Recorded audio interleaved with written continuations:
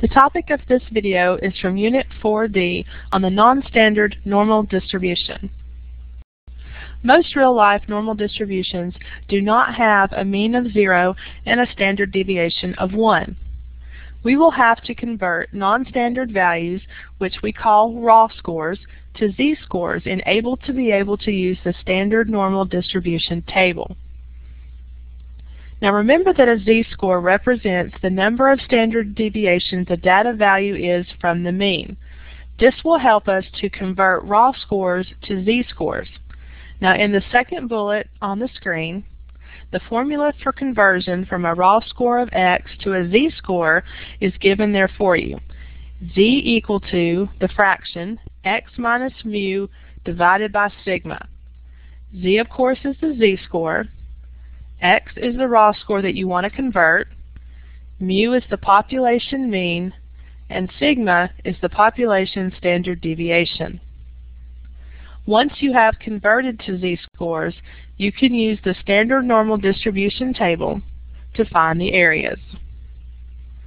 So let's look at some examples. Birth weights in the United States are normally distributed with a mean of 3,420 grams. And a standard deviation of 500 grams.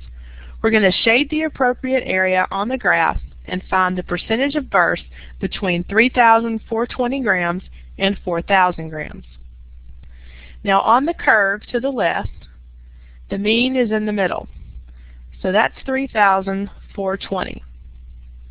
4,000 will be positioned to the right. So the area that we're looking for is the area between these two z-scores. So we need to convert both of these to z-scores, but we know that the mean of 3,420 converts to 0 in the standard normal, but we will have to convert the 4,000. Now remember our conversion formula, z is equal to x minus mu over sigma. 4,000 gets plugged in for x. 3,420 is the mean, or mu, and sigma is 500. So our z-score reduces to 1.16. So 4,000 converts to 1.16 in the standard normal. Now if we look at the area from the table, we have 0.377, which converts to 37.7%. Now since the area was measured from the mean, the area from the table is our answer. Our second question, it's the same normal distribution, but we're asked to find the percentage of births between 2,500 grams and 3,500 grams. So on our graph, let's put the mean in the middle, 3,420. 2,500 will be positioned to the left of that, and then 3,500 will be positioned to the right. Now the area that we're looking for is the area of this shaded region. Now we will have to use the conversion formula to convert both of these to z-scores. So just to remind you that of that formula, z is equal to x minus mu over sigma. So let's first convert the 2,500.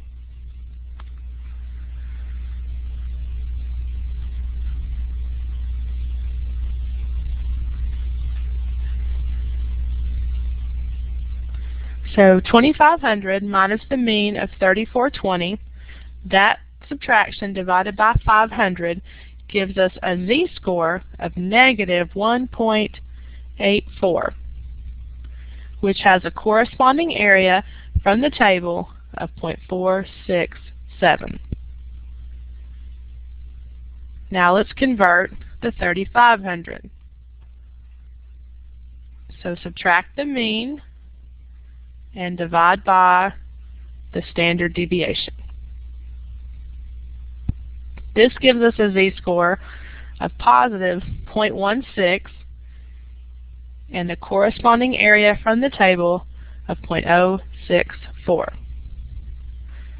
Now remember, these two z-scores are on opposite sides of the mean, so that means we're going to add the two areas together. So 0.467 plus 0.064 gives me a total of 0.531, or 53.1%. So 53.1% of the bursts are between 2,500 grams and 3,500 grams.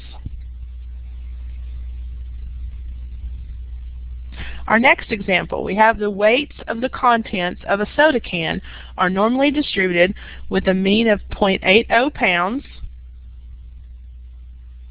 and a standard deviation of 0.02 pounds.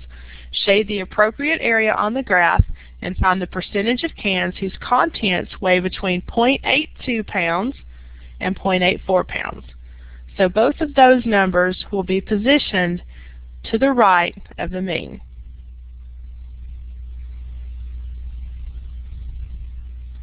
Now the area that we shade is the area in between 0.82 and 0.84. We will have to convert both of those. And our conversion formula is x minus mu over sigma is equal to z. So let's first of all convert 0.82. So 0.82 minus 0.80 divided by 0.02, that will reduce to a z-score of positive 1. The corresponding area is 0.341.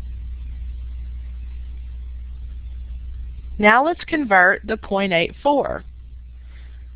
Subtract the 0.80 and divide by 0.02.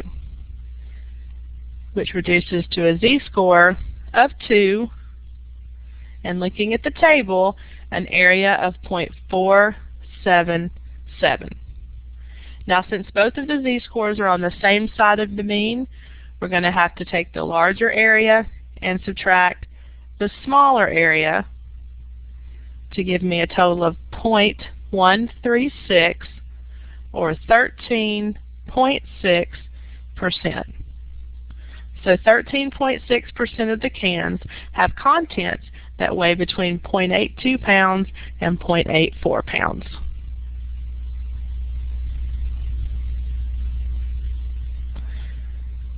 Now let's try to find the percentage of cans whose contents weigh more than 0.75 pounds. So we still have a mean of 0.80 pounds. 0.75 will be positioned to the left.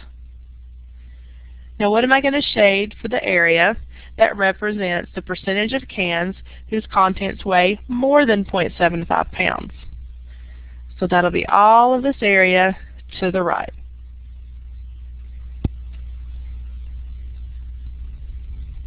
So using the z-score conversion, we have 0.75 minus 0.80 divided by 0.02. So this z-score reduces to negative 2.5. Now this has a corresponding area from the z-table of 0.494. Now remember that this 0.494 is a measure of the area in this region to the left of the mean, okay, in between 0.75 and 0.80. But what about this area here? Well, that's half of the graph, so that's 0.5. So to find our total area, we're going to add 0.5 plus 0.494 to give me a total of 0.994, or 99.4%. So 99.4% of cans have contents that weigh more than 0.75 pounds.